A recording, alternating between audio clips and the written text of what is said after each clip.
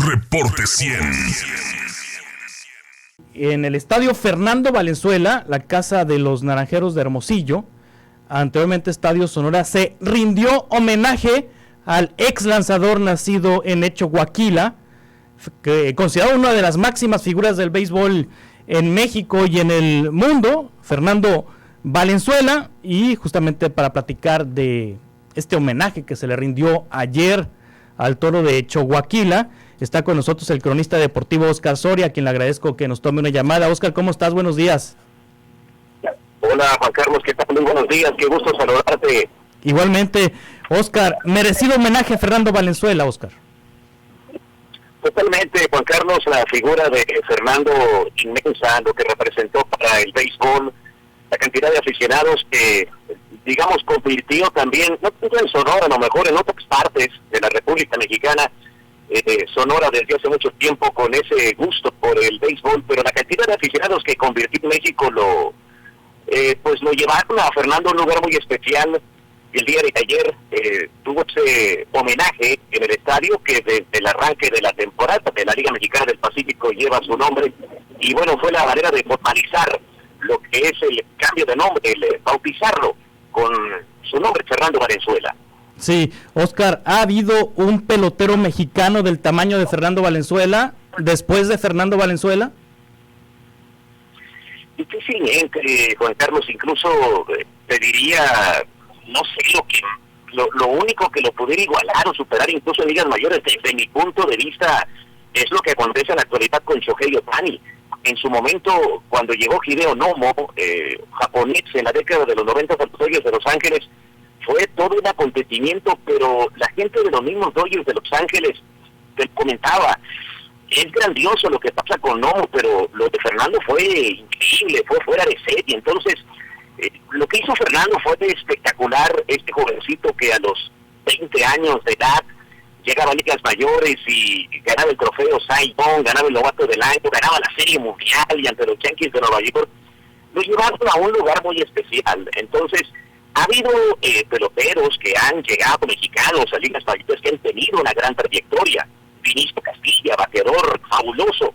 Y mira que fue increíble, espectacular Vinicio Castilla, pero cuando analizamos, cuando ponemos en la balanza todos esos factores adicionales a las estadísticas, todo lo que causó Fernando Valenzuela, ese jovencito, insisto, de 20 años de edad que dominaba como nadie el imponente escenario que es una serie mundial en ligas mayores y que tuvo esa fructífera carrera por varios años, lo colocan por encima de cualquiera, Juan Carlos. Sí, Oscar, ¿cómo es la vida de Fernando Valenzuela actualmente? Bueno, él trabaja en la actualidad con los Dodgers de Los Ángeles, ha seguido en esa organización, estuvo ausente por unos años, es cuando se retiró por ahí del 97 de ligas mayores, todavía lo vimos en grandes ligas, en Liga Mexicana del Pacífico. En Liga Mexicana del Pacífico lo vimos todavía 10 años más, incluso con Naranjeros de Hermosillo, sí, con los Águilas de Mexicali. Pero al final de la carrera, como pelotero en México, Fernando ya había regresado a la organización de los Dodgers de Los Ángeles como cronista. En la actualidad es cronista.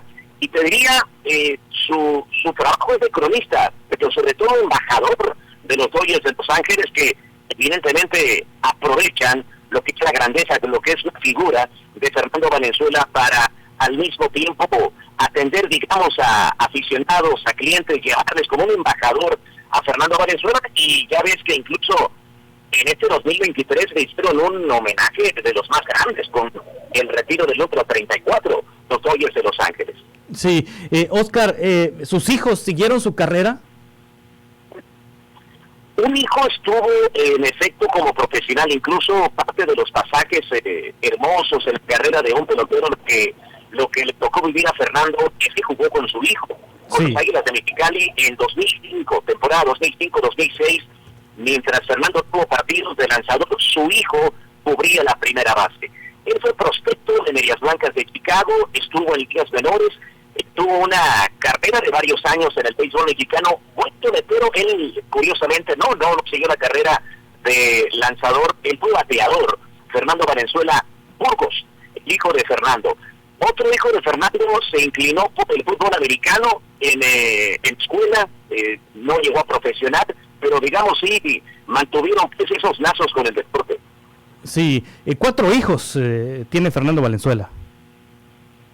2 varones, 12 mujeres, sí, en efecto, de Fernando, y bueno, 2 de ellos en el mundo del deporte, pero de alguna manera entiendo todos involucrados en el mundo del deporte, incluso su señora esposa, sí. Que pues también lleva de esperarse lo que hizo Fernando, que era natural que se encauzara por el mundo del deporte, y pues insisto, Fernando hijo llegó al profesionalismo. Sí, ¿quién descubre a Fernando Valenzuela?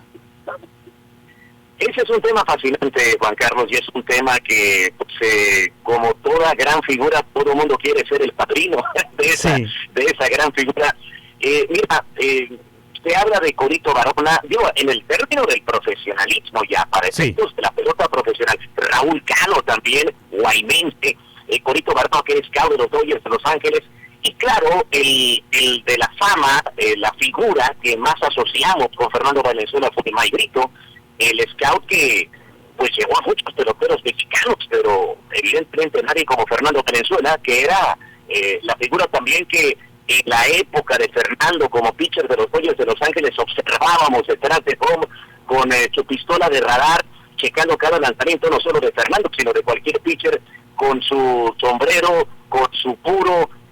Mike Brito, una figura emblemática que incluso incursionó Juan Carlos en el cine mexicano, también Mike Brito, de tan famoso que se hizo a raíz de ser la persona, la figura que asociamos y muchísimo con Fernando Valenzuela por ser el scout, digamos, quizás no el que lo descubrió, quizás no el que dijo este pelotero tiene talento, tiene madera para ser liga mayorista, pero la persona que ligó a los Dodgers de Los Ángeles con Fernando Valenzuela y se lo llevaron, conste que el propio Mike Brito mencionaba y hacía falta un lanzamiento, pero tenía madera para triunfar, y ese lanzamiento fue el famoso tirabuzón, el screwball, que le instruyeron a lanzarlo en Estados Unidos. Sí, que recientemente falleció, ¿no? Mike Brito, este cubano, sí, longevo, 87 años. Mike Brito, es correcto. Sí, Oscar, ¿cómo fue el primer partido de Fernando Valenzuela en las Grandes Ligas? Bueno, el primer partido en realidad fue en la campaña del 80, que fue en relevo. Él subió en 1980 a los Dodgers de Los Ángeles y tuvo un inicio de actuación en ligas mayores fabuloso, al grado de que incluso él sube en septiembre, la campaña cae en septiembre en ligas mayores, y tradicionalmente suben a los principales prospectos, a los que más triunfaron en ligas menores, para probar en grandes ligas, digamos, para simplemente incursionarlos, para que vean lo que es grandes ligas pensando en la siguiente campaña. Entonces, lo tuvieron en septiembre de 1980 a Fernando Valenzuela, y tuvo tan buena actuación que en ese 1980 los Dodgers de Los Ángeles llegaron al último juego de la temporada con esperanzas de ir a playoff. Y todo el mundo mencionaba que Fernando debió haber iniciado ese último partido de la campaña. No lo inició Fernando y lo perdieron los Dodgers de Los Ángeles. No se metieron a playoff.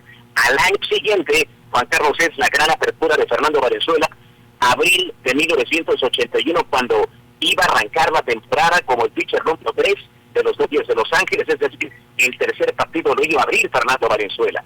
Pero se lesiona a Trey Rhodes, que estaba contemplado por el día inaugural, y el pitcher del juego 2, creo que era Bob Hutton, también no estaba disponible para ese primer encuentro, así es que el juego 3 Valenzuela le dice el manager que si pudiera lanzar este día, si estaba listo, y Fernando se sube al montículo, y es ese partido, digamos, el que más asociamos con la Fernandomanía, con el inicio de la Fernandomanía, porque lanzó una blanqueada en día inaugural ante estadio lleno, obviamente, ante los Astros de Houston, y sería el primero de 8 triunfos de forma consecutiva que alcanzaría Fernando Valenzuela arrancando campaña. Experiencia contra Houston, insisto, aunque no fue el primer encuentro en la carrera de Fernando, pero sí fue la primera apertura y el inicio de la Fernandomanía. Oscar Soria, ¿y el último partido de Grandes Ligas de Fernando? El último debió ser con Cardenales, por ahí de la campaña del 96 o 97. Fíjate que cerró bien su carrera. Previo a jugar con Cardenales, con los Padres de San Diego, tuvo una destacada participación, pero fue con el equipo de San Luis, con el equipo que se vino retirando. No fue en postemporada, no fue, digamos, la joya de piché, como es natural también, Juan Carlos, en torno al cierre de la carrera de un pelotero, donde, pues, estoy seguro que el propio Fernando también no imaginó que pudo haber sido ya el último partido cuando ya está al final de la carrera de un serpentinero. Siempre el deseo de continuar, de tener una campaña más, pero fue con Cardenales su último partido en Ligas Mayores. ¿Qué edad tenía Fernando cuando fue su última campaña? Debió tener 36 años, era. Sí. 35, 36 años, pero insisto, el todavía aguantó, duró hasta los 45, 46 años, pero en el béisbol mexicano. Sí, exactamente, aquí lo vimos con Naranjeros de Hermosillo. Sí, incluso como parte de uno de los equipos que mucho recuerda la afición de Hermosillo, que fue el equipo del 2000-2001, porque ese plantel fue cuando armaron un auténtico trabuco, porque Erubiel Durazo venía de ya empezar a destacar en ligas mayores, al poco tiempo llegaría a ganar la Serie Mundial, habían adquirido a Vinicio Castilla, los Naranjeros de Hermosillo, tenían un grupo de peloteros con el Ruego Sandoval, con Miguel Flores, en fin, un grupo de talentosos peloteros que se sumó con Fernando Valenzuela, con Ángel Moreno, con otras figuras, y ganaron esa campaña porque tuvo el sabor adicional, Juan Carlos, hablando de México, claro, de Liga Mexicana del Pacífico, que ese año la Serie del Caribe se llevaría a cabo en Culiacán, y la rivalidad Culiacán-Hermosillo estaba al tope. Entonces, Hermosillo representó a México en esa Serie del Caribe en Culiacán. Imagínate lo que fue ese momento, y entre otras figuras que llevó Naranjeros, ahí estaba Fernando Valenzuela, que le tocó iniciar un partido de ese clásico caribeño. Sí, además de un extraordinario pitcher, era muy buen bateador también Fernando Valenzuela, Oscar. Fíjate, Juan Carlos, que el día de ayer tuve la dicha, la fortuna de coincidir en una comida con el gobernador del estado, don Alfonso Durazo, y el gobernador le comentaba de un triple que él recordaba, conectó. Yo creo que todos teníamos algún momento favorito, pasaje en la carrera de Fernando, y el gobernador le decía, yo recuerdo, Fernando, de jovencito estar estudiando, ver el televisor en un partido que estaba cerradísimo, tú lanzando, pegas un triple con las bases llenas. Juan Carlos, un único triple que pegó en su carrera, Fernando Valenzuela, pero en qué momento, con las bases llenas, pegó cuadrangulares también. Era el máximo honronero mexicano pitcher hasta que llegó Giovanni Gallardo. Lo emplearon de bateador emergente. En Liga Mexicana, Juan Carlos, en Liga Mexicana de verano, él llegó a lanzar también. Y en partidos, Charros Jalisco de Liga Mexicana lo puso de bateador designado. Incluso le llegó a pegar un cuadrangular a Julio César Miranda, que en la actualidad es coach del béisbol invernal mexicano. Y en ocasiones hemos platicado con Miranda de ese momento cuando enfrentó a Fernando, él como pitcher, Fernando le pegó el cuadrangular en Guadalajara. Entonces, sí, Fernando, lo que pasa es que como pitcher fue fabuloso, pero definitivamente tenía madera como bateador también. Sí, Oscar, y bueno, yo recuerdo, bueno, como tú bien dices, que muchas personas tienen un momento especial de Fernando. El mío es cuando el juego sin hit ni carrera. Y que me acuerdo que decían que ya estaba de bajada, que ya estaba muy cansado, que ya había perdido la estrella y que sorprende con un juego sin hit ni carrera. Y mira, excepto esa fue la última temporada con los Dodgers de Los Ángeles para Fernando. Fue uno de los últimos encuentros que tuvo con Los Ángeles. Todavía extendería su carrera en otras organizaciones. Estuvo con Filadelfia, estuvo con Baltimore, con Padres, con Cardenales, como decía. Pero era el final ya de su paso con los Dodgers de Los Ángeles. Ya no tenía los recursos de otras campañas. Pero el momento que él lo confirma que vivió, resulta que sería el pitcher Beck Stewart, que fue compañero de Fernando en la Serie Mundial del 81. Steve Stewart lanzó un partido sin de carrera temprano, y en el vestidor de los Dodgers de Los Ángeles vieron el final de ese partido sin carrera de Dave Stewart, y de Fernando, que les comenta, y él lo confirma, que sí les dijo, bueno, ya vieron uno en televisión, ahora van a ver uno en vivo, y lanzó el partido sin carrera contra los Cardenales de San Luis. Dicen que son circunstanciales también los partidos sin hit. Puedes venir en tu mejor día y no necesariamente tirar el mejor partido, y en ocasiones, aún cuando no vienes con los recursos, te sale el encuentro, y Fernando en esa ocasión salió inspirado, insisto, ya cuando había pasado la mejor parte de su carrera, ya cuando venía de bajar en ligas mayores, pero corrió de gloria en esa apoyo de picheo que tuvo en Dodger Stadium. Exactamente. Oscar Soria, muchas gracias por compartirnos todas estas experiencias, todas estas anécdotas de Fernando Valenzuela. Juan Carlos, muchas gracias, un saludo a tu auditorio. Gracias, Oscar. Es el cronista deportivo Óscar Soria en Reporte 100, recordando momentos estelares de Fernando Valenzuela, que el estadio de los Naranjeros de Hermosillo lleva su nombre ya formalmente a partir de ayer, aunque desde el inicio de la temporada. Ayer fue el acto protocolario, el homenaje. Reporte 100.